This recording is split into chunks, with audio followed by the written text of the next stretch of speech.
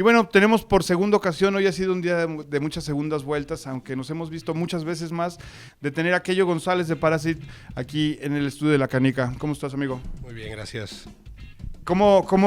¿Qué pinta para este cierre de año de Parasit? No digo, para empezar fue un año de muchos logros, Canadá, Colombia. ¿Qué viene para cerrar el año? Sí, hemos andado muy activos. Arrancamos la gira, de hecho, el de promoción del nuevo disco en febrero en el live session en Guanamor. De ahí arrancamos gira en México y luego pegamos la gira con Félix Martín. De ahí, como dices, pues primero nos fuimos al sureste, ¿no? Repetimos lo que fue Playa del Carmen, Cancún. Regresamos, nos fuimos a tocar un par de fechas en Colombia. Regresamos, hicimos México otra vez y acabamos de regresar de Canadá. Ahorita, lo que queda del año, básicamente, tenemos un festival en Toluca. Tenemos el NotFest en Ciudad de México a finales de noviembre. Y estamos, la primicia que estamos viendo para cerrar el año en Guadalajara también. Entonces, con eso cerramos el changarro por lo que queda del año, yo creo. Y estamos pues ya en preproducción de cosas nuevas. Estamos ahorita fuera del aire, que bueno, Parasit se vienen 10 años, ¿no? Digo, yo me quedé ahorita que dijiste con la boca abierta, aunque realmente después del quinto año fue cuando empezaron como ya con los shows en vivo, como a empezar a tocar, ¿no? De hecho, empezamos a tocar por ahí del año 3 y 4. En el año 3 y 4 estuvimos haciendo algunos toquines en Guadalajara nada más. Y fue cuando trabajamos en el primero y el segundo discos. Cuando salió el segundo disco, que fue en el 2014, ahí fue donde pues ya desde entonces no hemos dejado de tocar, ¿no? El principio pues sí fue un poquito más de trabajar el concepto, lo que fue la parte de la composición, la grabación. Y sí, 10 años pues se fueron rapidito, ¿no? Entonces estamos también pensando en cómo vamos a celebrar esa primera década, ¿no? Con unas baladitas y unas cumbias, ¿no? Decía el Trino. Unas baladitas románticas. Oye, bueno, mi pregunta va a esto, ¿no? Músicos de pe a pa, o sea, toda la extensión de la palabra, que llegan a un proyecto que, bueno, es un producto indudablemente de calidad. Y luego viene esta palabra famosa que ha retumbado en mi cabeza últimamente, que es como el consolidar una banda, ¿no? Que creo que es lo que ustedes están haciendo, viajando, saliendo. ¿Qué tan difícil es esta parte, que yo? Es tan difícil como uno quiera que lo sea, ¿no? Porque cuando estás en el esquema de autogestión, si tú no haces nada, no pasa nada, ¿no? Así de sencillo es, ¿no? Entonces uno debe de primero trabajar en el currículum, en hacer la experiencia, en tocar puertas, tocar en festivales, foros, o sea, ir abriéndote en cuestión de visibilidad y experiencia, para poco a poco entonces empezar a mirar hacia afuera, ¿no? Y el mirar hacia afuera lo que hace es que te abre el panorama también, porque una vez que empiezas a salir, ya no hay marcha atrás, ¿no? Y ahí lo importante es pues, no dejar de buscar pues, esas puertas, esos contactos para seguir avanzando. Entonces, la realidad es que uno tiene que estar haciendo chamba de oficina casi diario para poder en realidad pues, empezar decía ahorita el Trino, pues capitalizar, ¿no? Porque salir, no, sobre todo las primeras salidas no son gratis, ¿no? Entonces, a partir de ahí uno tiene que empezar a invertir y entonces poco a poco empiezas, pues ahora sí que a nivelar tus finanzas en ese sentido, ¿no? Pero es costo-beneficio, ¿no? Salir, sobre todo, nosotros hemos tenido la gran suerte de que a todos los lugares que hemos salido han sido apalancados en festivales. Y a partir de ahí, obviamente, lo que hacemos es que entonces buscamos fechas alrededor de todos esos festivales, que serían las anclas, básicamente. Y ahí empezamos a sacar más contactos y a empezar a trabajar el regreso. Muy importante y básico, ¿no? Bueno, este es un tema muy, muy, muy largo de cómo cada quien busca su camino. Vamos a tener un workshop por ahí de diciembre que va a estar, es el 22 de octubre, que va a estar Kello por ahí. Y bueno, todo mundo dice, ¿no? Rock and roll, sexo, desmadre, muchachas y todo ese rollo. Y bueno, algo de lo que nos va a platicar Kello en ese entonces es... ¿De eso? como los tours, ¿no? Realmente no es como se piensa o como ven a Motley Crue y todo eso. ¿Cómo vives tú esta parte de la organización de estar viajando? Sí, si te enfocas en esa parte, no la libras, ¿no? Y, por ejemplo, cuando nos fuimos nosotros a Europa, fueron 20, ahorita no recuerdo bien, pero creo que fueron como 24 fechas en un mes. Entonces, saca la cuenta de cuántos días de descanso tuvimos. Entonces, casi digamos, la dinámica diaria era llegar, más bien, salir de la noche anterior, pues salíamos a descansar, a donde sea que nos tocaba dormir, que pudiera ser un hostal, eh, unas camas en el mismo venue, o si bien se iba, ya era el hotel, o en la casa de alguien en el piso, ¿no? Entonces, era levantarse temprano, alistarse, si las cosas tuvimos que bajar, subirnos a la van, agarrar camino, llegar a donde íbamos a tocar, prueba de sonido, cenar, esperar a que tocara, y en el Inter, pues ese es la hora que tienes para dar la vuelta y tomar la foto, ¿no? El Instamoment y ya. Termina de tocar, subir las cosas a la van, irte a donde fueras a dormir y se repite. Entonces, si te pones tú en modo rockstar, no la libras, ¿no? Yo me acuerdo cuando terminamos la gira, sobre todo esa de Europa, como que vas con la adrenalina, con la inercia. El último día, me acuerdo que llegamos en vivo en Viena del último evento al aeropuerto y llegamos como a la 1 de la mañana. El check-in era hasta las 6 de la mañana, o sea, no podíamos entrar a descansar ahí en la sala de espera. Entonces, pues nos sentamos ahí a esperar a que abrieran. Ahí como que me cayó los 30 días de andar de gira con esa dinámica diaria, y sí, o sea, me sentí así como, o sea, ya no daba más, ¿no? Entonces dije, ay, que ya abran, por favor, ¿no? Para dormirme 10 horas en el avión, ¿no? Pero sí, o sea, si te enfocas a eso, en realidad no, tu cuerpo las va a dar, ¿no? O sea, así de sencillo.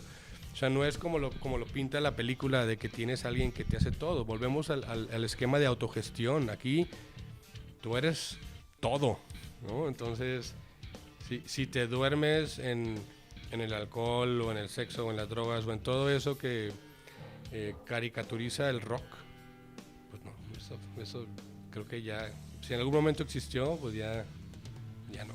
Y hablando de estos 10 años de, bueno, algo que seguro prepararán y sonará cabrón, y será cabrón porque es como lo que los caracteriza,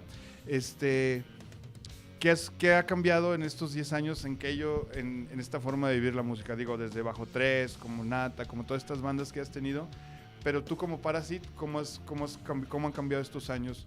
Digo, y hablamos de Guadalajara porque aquí estamos, ¿no? Y digo, a pesar de que no tocan mucho precisamente ya por estar rolando y todo eso, ¿tú cómo ves a las bandas aquí en Guadalajara? ¿Cómo ves? Con la primera parte de la pregunta, básicamente, ¿cómo ha evolucionado? De hecho, ha sido tan orgánico la forma en la cual se ha ido dando todo, ¿no? Con Bajo 3, pues el Bajo 3 fue un grupo en el que estuve 11 años. Y empezamos desde Mazatlán, nos fuimos viniendo en abonos, estuvimos tocando aquí, nos tocó alternar cuando iba empezando Disidente, o sea, cuando estaban todas esas bandas, ¿no? Y fue muy enriquecedor porque en Mazatlán la escena es muy cíclica, de que de repente hay bandas, de repente no hay bandas, de repente hay foros, de repente no hay foros, y es en chiquito. Pues aquí siempre hay bandas, siempre hay foros, siempre hay gente, hay mucha competencia, entonces depende de uno. Y ahí es donde como que uno empieza como que a crear esa costra gruesa, ¿no? O esa piel dura.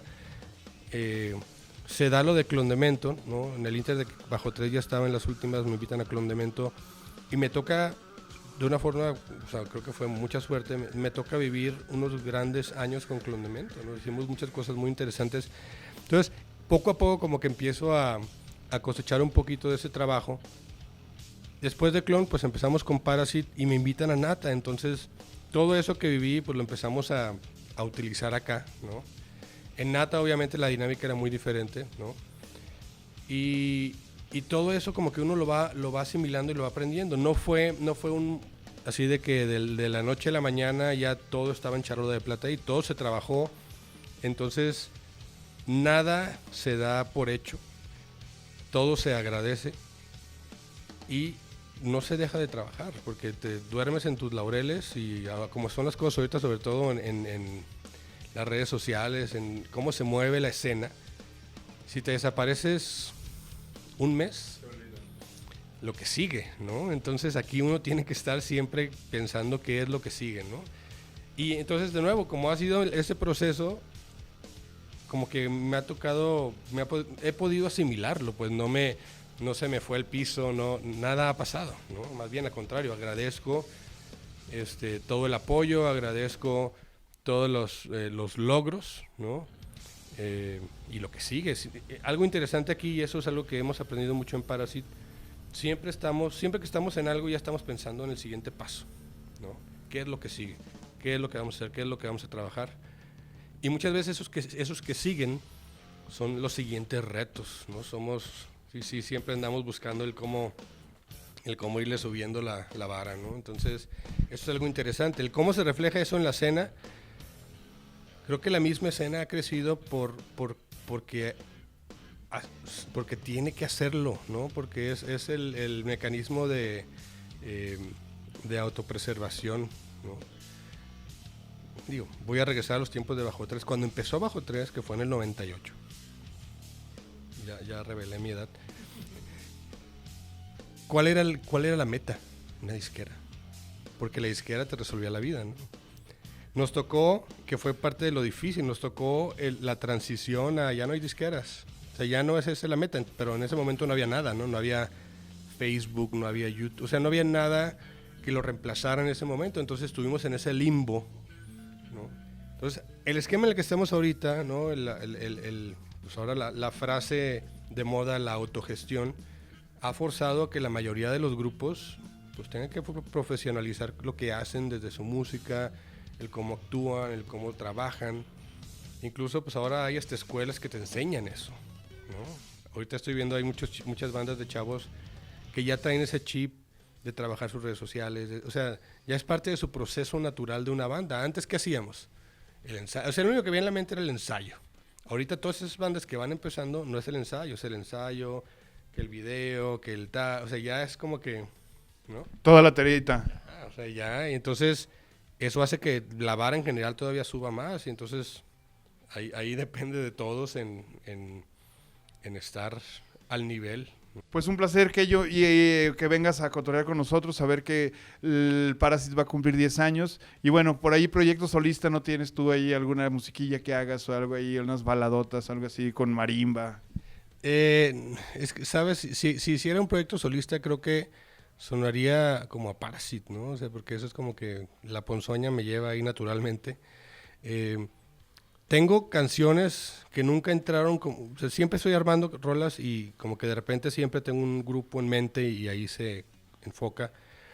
Y tengo canciones que se han ido quedando y que no se han usado, ¿no? Y en algún momento dije, voy a hacer algo con eso. Ya veré si eventualmente, ahorita el problema es el tiempo, ¿no? El problema es el tiempo, pues ya ahorita pues estamos reactivando Nata, entonces el próximo año sale un nuevo disco de Nata. Posiblemente a finales del próximo año salga un nuevo disco de Parasit también, ¿no? Estoy colaborando con un grupo que se llama Clandestino, con el que voy a tocar también en Notfest, ¿no? Ahí está conmigo Chema, ¿no? Cantando. Y en el Inter he estado haciendo chamba de sesión, por ejemplo, grabé bajos para unas rolas de Aldo Muñoz, de Aldo Ochoa, ¿no? Saludos, Aldo, hasta Dallas. He estado haciendo algo de sesión para otros músicos, y en ese Inter es en donde digo, pues igual voy a aprovechar y voy a pulir cosas que tengo ahí. Tengo ideas también de hacer rolas como a 2, 3 bajos, invitar amigos, y entonces... Uy, eso suena... Y nomás por el gusto, y no es así como competencia ni nada, es más bien... Tengo muchos amigos que son muy buenos bajistas, ¿no? Hagámoslo en Premios Canica, ¿no? Y entonces tengo ganas como de armar esas como rolas de puro bajo, ¿no? Digo, tengo rato ya con esa idea, nomás falta concretarla. El maldito tiempo. ¿Y algún bolerito que de repente grabes por ahí en tu casa? A diferencia de lo que mucha gente pudiera pensar, no estoy centrado en música tipo Parasit nada más. O sea, en realidad, algo que tenemos en Parasit, que los tres amamos la música en general, ¿no? A ver, tu lado popular, ¿quién sería algún músico popular que te gustara? Ahí sí me agarras en curva, ¿no? Me agarraste como con cuáles son mis 3 libros preferidos. La Biblia, ¿no? Jesucristo, no. Más bien es la música en general, ¿no? O sea, por ser bajista, a lo mejor José José no te pudiera, ¿no? No va por ahí. Va en parte, porque por ejemplo, a mí como bajista, y a veces digo, uso la cachucha de músico, o sea, no acotado en bajista, yo uso influencias de sonidos que no necesariamente siempre es el bajo, ¿no? Siempre puedo escuchar un metal y entonces eso me inspira a algo. También aprovecho de repente estados de ánimo para grabar cosas y muchas veces eso que grabo tiene tintes más melancólicos o tiene tintes más hasta bailables, ¿no? Depende de mi estado de ánimo. Eso lo quiero oír. Y pues voy así como grabando esas ideas, ¿no?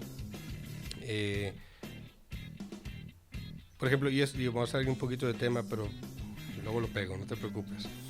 Algo que muchas veces me preguntan a mí es que cómo le hago para tocar ciertas cosas con Nata o con Parasite o si es diferentes grupos.